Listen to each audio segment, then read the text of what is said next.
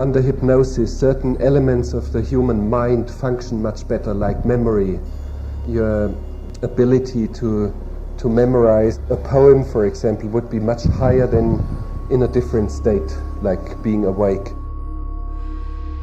Close your eyes, breathe in and out. Feel yourself drifting deeper and deeper into the nutty realm of one of Europe's weirdest, wildest filmmakers. I had one test done with 25 or so potential actors for the film who were under hypnosis, but so deep under hypnosis that they would open their eyes without waking up. Werner Herzog. I suggested to them that they were the most incredible inventor, and they had invented a machinery that was so extraordinary that nobody before had ever thought of inventing such a thing. And I said, I'm going to put my hand on your shoulder, you will open your eyes, and you will describe this machine. And there was such unbelievable inventions. I told them, you are on a strange jungle island, never seen before. For hundreds of years no people have been there. And there was a holy monk on this island who had lived there all his life as the last one. And there is a huge mile-wide cliff, all of emerald. And all his life this monk spent with a chisel and a hammer to inscribe one poem into this huge cliff of emerald. And I said, you are discovering this place, and you will reach... Feel yourself moving away from Werner as he speaks. I'm going to count down from 5. When I get to 0, you will open your eyes, and you'll find yourself in the latest episode of the BFI podcast. Out of, let's say, 100 persons who are willing to be hypnotized from the screen, I would say only 20% might be hypnotized, not more. 5. Edging away from Werner now as he talks about hypnotizing people via cinema screen. I started to read with a very strange voice, why can't we drink the moon? Why is there no vessel to hold it? 4. Moving away faster. You can even hypnotize somebody over the telephone, I think. 3. Really moving quite quickly away from Werner now. 2. Nearly home. 1.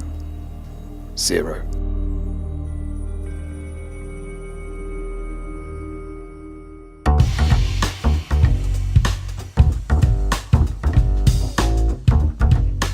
Phew, welcome back to the BFI podcast, an audio adventure through the archives of the British Film Institute. I'm Henry Barnes. This episode, to celebrate the Rainer Werner Fassbinder season currently playing at London's BFI South Bank, will be spinning clips from previously unbroadcast interviews with 4 of Fassbinder's contemporaries from the new German cinema movement.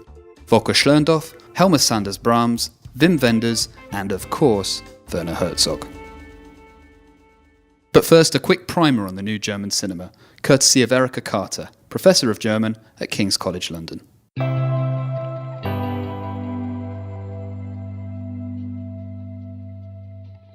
Germany, and particularly West Germany, is a country whose history is often told much more in lots of ways than other European countries in terms of generation, because a lot of the politics of a reckoning or a mastering or a coming to terms with fascism are played out in relation to family politics, really. And the question, what are you doing in the war, takes on a particular colouring in the context of National Socialism, as does the silence around kind of responses to that question.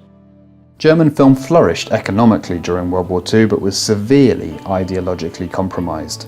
The Nazis co-opted the industry for propaganda after their rise to power, and forced some of its brightest talents, filmmakers like Fritz Lang, Douglas Sirk and Billy Wilder, to flee. After the war, when Germany was divided, the Allied occupation forces assumed control of West German film. The Allies saw opportunities to use film to aid denazification, as well as build a commercial industry. Later, the West German government would introduce a scheme of censorship and state grants ostensibly designed to foster films of quality. In fact, the state tended to favour films that exhibited conservative traditional values. As a result, German film came to the end of the 1950s often looking cheap, stuffy and dull. Here's film historian Thomas Esayazar's description of West German cinema at the time in an excerpt from his essay, The Post-War German Cinema published in a BFI booklet in 1976. The tendency to remain something of a Bavarian cottage industry is reflected in the themes and genres. Films about gynecologists getting their patients pregnant, neo-imperialists dreaming of Viennese pastry and Habsburg glories, the Bavarian mountain musicals, the beer mug and lederhosen comedies. In response, two film movements established themselves. The first is in the early 1960s, in the wake of the Oberhausen Manifesto, when a group of filmmakers started to despair of the state of West German cinema. And the Oberhausen Manifesto talks about dispensing with what's famously called Papa's Kino, so father cinema of fathers and grandfathers is dead, and that motivation was partly artistic, it was partly about creating a different funding base, but it was also political, because along with that commitment to genre cinema was seen to go a kind of cultural and political conservatism. And then there's a second generation to whom Fassbinder belongs, who pick up that legacy and benefit actually from the better funding and, I suppose, cultural conditions that were created in the wake of the manifesto. Among that new wave of West German filmmakers were directors like Herzog, Wenders, Sanders Brahms and Schlöndorff. Like Fassbinder, they were young, rebellious and experimental. They wanted to provoke and were terrified of boring the audience. But, says Erica Carter, beyond the joint desire for a shake-up, there wasn't much that bound this brood. I'm not sure whether one can think of it thematically. I think you might want to think about it more as a sensibility that's informed by a search for a new artistic language.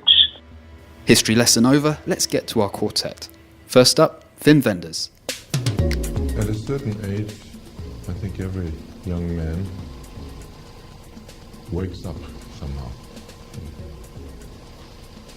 And I woke up when I heard rock and roll. This is Wim Wenders talking in 1994 at the BFI South Bank, then the National Film Theatre, to Adrian Wootton, who now heads Film London.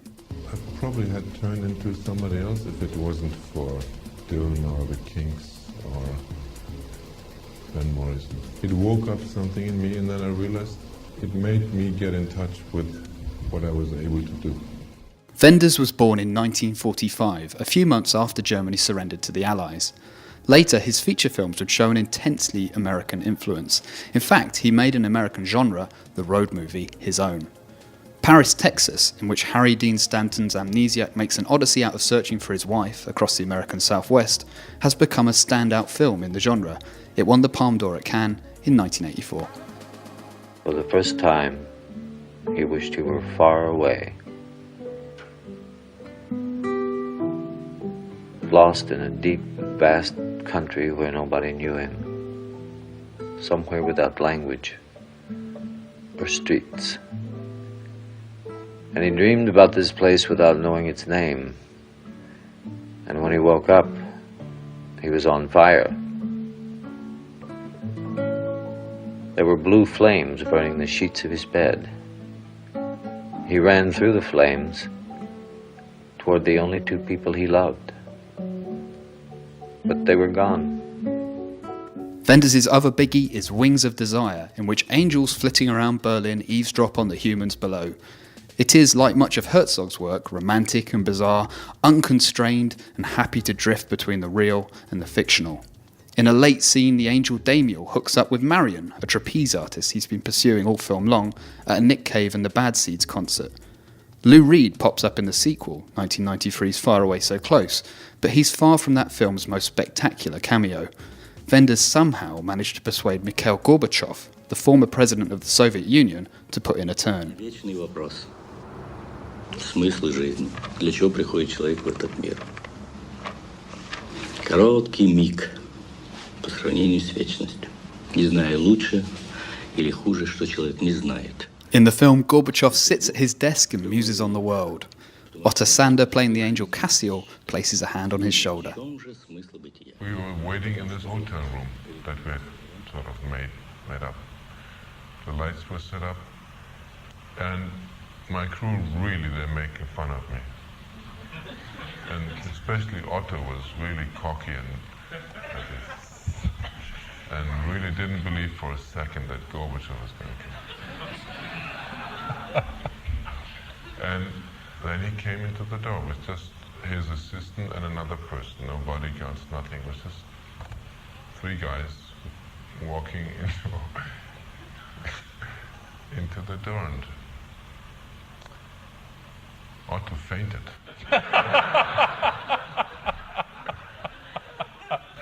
We had to redo his makeup twice. In those precious 2.5 hours we had, we wasted most of our time doing his makeup because he sweated so much that it was just dripping off on him. And he trembled, he just couldn't cope with it. Do you really want me to put my arm around his shoulder? Gorbachev is very cool. Wenders has throughout his career dabbled with futurology. Until the End of the World is another road movie, except with a nuclear satellite spinning out of control, we're heading for a breakdown. Wenders explores the concepts of smartphones, GPS and virtual reality technology in a film released in 1991. He was prescient too about another modern obsession, screen time.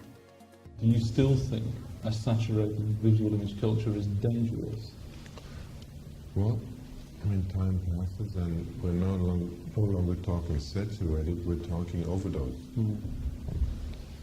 In a few years we'll remember 1994, how naive we were talking overdose. But I don't think we can imagine what visual culture we live with in the year 2000. I mean, clearly the world tried to somehow imagine it, but already now, 4 or 5 years later, it looks obsolete. The film is still, in the movie theater, is still quite a privileged place. And being exposed to a movie, be whatever movie it is, I mean, even the worst movie, is still exposing yourself to one voice and one word, so to speak, and one language for a while, for 2 hours or whatever it takes. So, in a way, it's almost like a refuge, I think, movies today. And the overdose starts once you walk out of the door again.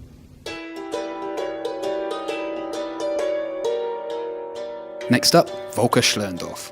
In the new German cinema in the 60s and the 68 and everything that was going on. It was just a generation on the move, and it happened in the fields of politics and in the field of films. And so, of course, at some moment, they joined, and it really was sort of a cultural revolution, even though today it seems very far away. That's Schlöndorff speaking at the BFI South Bank, then the National Film Theatre, in 1995.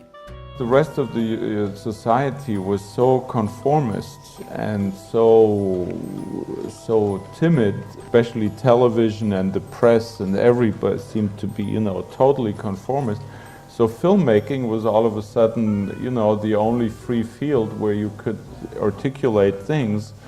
And without, wanting or knowing, all of a sudden we were like the spokesman of another generation. Schlöndorff was born in 1939. When he was 15, his dad, a doctor just like Wim Wenders', sent him to France to expand his horizons past the film industry, the art form Schlöndorff had already set his heart on. I was 15, 16 years old, and I was fascinated with films, and there was not much going on in Germany. I didn't want to go on to school but to become a cameraman. And my father thought it wise to send me for 3 months to France to get other ideas into my mind and to learn French. And I ended up at a Jesuit boarding school in Brittany. And the first guy I met was an old Père Jésuite who was an absolute film buff and had a film club and showed us Jeanne d'Arc but many other films, the early Fellini films, and so my father's plan went totally wrong, and instead of going home after these 3 months, I did stay on for about 10 years in France, finishing school there and then moving on to Paris, where Bertrand Tavernier was sitting next to me on the same bench when we did our classes at Lycée Henri IV. Schlöndorff's big film was The Tin Drum, winner of the Palme d'Or in 1979 and the Best Foreign Language Oscar the February after. Based on the book by Günter Grass, it's a wild, roaming fantasy set in Nazi Germany and featuring a man who, determined Pan-like never to grow up, wills himself to remain a prepubescent boy. Everything fell into place with The Tin Drum. I don't say it was effortless, but it was not so very hard, you know. But the greatest moment was as we started to work on the screenplay, Jean-Claude Carrière and I said, look, we really have to think about, how can we cast this character? And we went to conventions of, I would say dwarfs, but they call themselves people of small size, and we looked at them and they were all charming and interesting, and I met all the circus clowns in Europe that are around, you know, small ones, Circo Orfei near Rome, and Sarrazani in Berlin and whatnot in Paris, and I always said, we can't make a movie with one of these guys, you know, and then I think it was with Bertrand over lunch we were going through this, and in a rage I said, yeah, but look, he said, why are you doing this? How many people in the audience can identify with a dwarf? I mean, what an audience will that make if all the dwarfs in the world come to see your movie? And I say, but it's not a dwarf, it's a 3-year-old child who refuses to grow, and aren't we all, you know, somehow 3-year-old childs? And he said, well, why don't you take a child then? Somewhere along this line. Anyhow, all of a sudden the idea was there. Casting a kid in a grown-up role inevitably led to controversy. The film includes scenes of the then 11-year-old actor David Bennell in bed snorting fake cocaine out of a young woman's belly button. Then there were the scenes set during a Nazi rally, a staging that few German directors had felt comfortable with up to that point.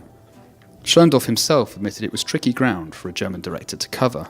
I was not afraid of the Nazi rally, but literally, like when people say Schindler's List, isn't it a shame, shouldn't have, you know, of course we wonder, shouldn't one of us have done it? And I say, well, simply we couldn't, and I think it's quite right that it's for the sons of the victims to tell this story, and not to the other side. I think there is a good reason why none of us so far could have done it. Third of our four, Helmer Sanders Brahms. When I was 10 years old, I got the idea that making a film must be the thing that really I would care for more than for everything in the world. But in 1967, there was a man who said, you must make films. And it was something like a queen or a king putting, you know, the sword on your head and telling you, you must go. And this man was Pasolini. This is Sanders Brahms talking to Helen McIntosh at the BFI South Bank, then the National Film Theatre, in 1982. 1967 was when Pasolini shot Medea. You remember Medea? That was with this famous singer Maria Callas. And the very moment when I entered for the first time the setting of this man Pasolini directing that, I thought this is the most beautiful thing a man or a woman can do. You must imagine, it was 50 kilometers from Rome, it was the beach, it was the Mediterranean Sea, it was the sun on the Mediterranean Sea, it was 4 men naked on horseback that dashed into the Mediterranean Sea, and with that sun and with that splash of water, and it was a very shy man behind all that saying, let's do that again. She was part of a wave of female directors who found a place in the West German scene thanks partly to funding from TV. West Germany's telly had regional bases that commissioned films for the 2 national TV channels and a 3rd channel that was reserved for local filmmaking. This system allowed a greater range of artists to get their work seen. Sanders Brahms's film Germany, Pale Mother, released in 1979, was an international art house hit. It drew heavily on her recollections of growing up with her mother in war-torn Germany. There's Fassbinder and there's Schlöndorff and there is Herzog or someone making big films or making tiny films, I don't know. And for me, you know, I'm inside this whole German bubbling kettle, you know, full of energies of all kinds. This is Sanders Brahms on how she saw herself in the industry. I'm in this sort of soup that is boiling on the fireplace, and I don't know where you know. I just try to find my own way. The new German cinema might have offered women more opportunities to get their work seen, but it was far from a utopia for female directors. You must know one thing, a man has always another person, a woman, backing him. But a woman, when she tries to make what I'm doing, has always to fight with the man she is with. So that making films always meant for me fighting against the men that I was living with. Making a film always meant to be fighting against the love that I had for a man, and it was always a decision for this work of art against my life, in a way. This is really sort of a terrifying thing that men don't know in that way, because they are making something, and the woman who is with them will help them and will push them forward. Just in case you didn't catch that, a male audience member yelled bullshit as she was talking. Is that bullshit? Well, you're talking from your experience, I'm talking from mine, Well, so you have another experience. I'm afraid so, yes. I've always believed the reverse to be the case, he says. I mean, I thought it would be like that. Talking in stereotypes anyway. She's talking about her experience. Okay. Talking about men always And she's right. The playing field was never level, but Sanders Brahms was ultimately wrangling with the same problem as her male contemporaries. How to make cinema that could entertain, fascinate and sway an audience that had been numbed by simple genre storytelling for years. I don't think film, as I interpret it, could really solve the problems of society. It couldn't solve the problems of the women. It cannot solve the problems of the men. If it pretends to solve them, it is the lie cinema. It can only give us this feeling of getting older together and learning together and being together. And finally, back to Herzog. I'm one of those who does not dream at night. The psychology is just a scandal. The whole profession, the whole discipline is a scandal, and these bastards maintain that every person dreams so and so much time during the night, and I am the living proof that it is not that it is not like that. I do not dream. I really don't dream. I do so maybe once a year or so. This is Werner Herzog talking to Norman Neal at the then National Film Theatre in 1988. And it's very prosaic. My last dream was that I had a sandwich for lunch. So, but, and maybe, sorry, I want to add something serious, but it's true. I mean, I had a sandwich for lunch, but maybe because when I wake up in the morning, I have a deficit. Like some people who do not sleep long enough, you sense it. You have not, today for example, I have an enormous deficit of sleep. I haven't slept very well the last nights, and I had to drink a lot of vodka last night until I fell out of my shoes. But when I wake up in the morning, I have the feeling there is a deficit of dreaming again. God damn it, again, why haven't I dreamt? And maybe that pushes me a little bit into making films. The best known of the new German cinema crowd, Herzog's career has incorporated stints as a writer, director, actor, poet, and sort of performance artist. In the course of his filmmaking, he's been shot, faced a riot of Amazonian women on set, and famously hauled a 320-ton steamship over a mountain during the filming of Fitzcarraldo.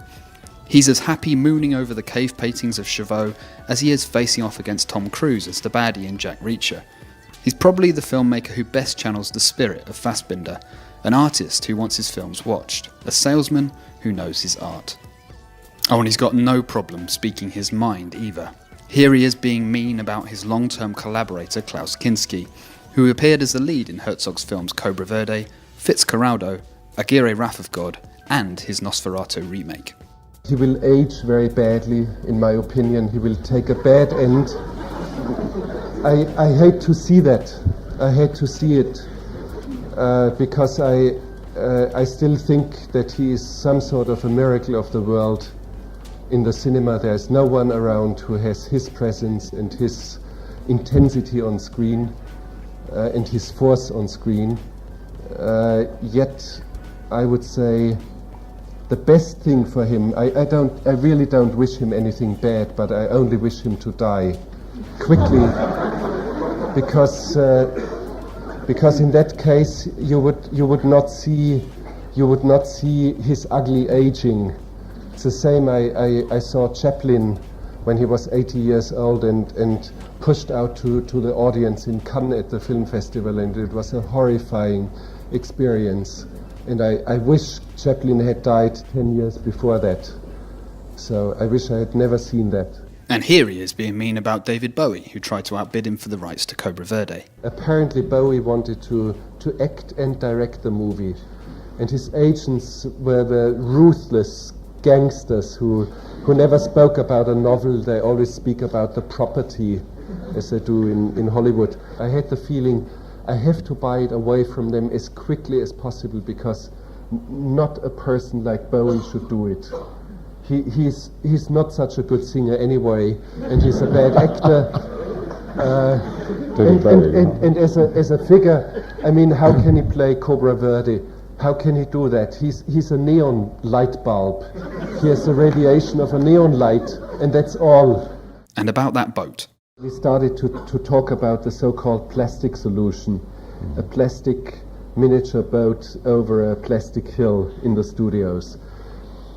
And I always argued against the plastic solution because, number one, I knew pulling a boat of that monstrous size over a mountain would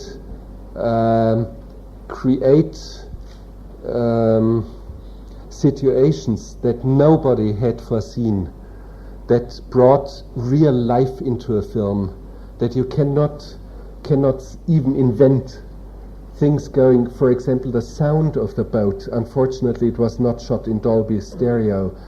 The sound of this boat, of this enormous 340 or so tons hull, was so stunning and so amazing. No sound engineer could ever have invented that. Or many details came. There was real life into the film, and I expected that, and I knew that, and it came into it. And the second and more important thing is when I sit in the theater as a spectator, I expect and I demand from cinema certain things. For example, in a Western, I demand to have some sort of reassertion of my basic sense of justice. In other films, I demand from the movies a position or some sort of being taken seriously as a spectator. I want to be in a position like the early moviegoers who still could trust their own eyes. And I've seen people in a small village in Mexico 20 years ago who kept talking back to the bad guy on the scene in an open-air theater, and one pulled a gun and opened fire at him. And I liked that very much. Every story is physical with Herzog. There is nothing plastic about him. He epitomises the goal of his generation, to pull German cinema out of a rut and haul it back up the mountain. That generation have never really stopped pulling for German film. At their best, the new German cinema directors are still blindsiding their audiences, still calling for a cinema that yanks us all out of the everyday and into worlds that are strange and new.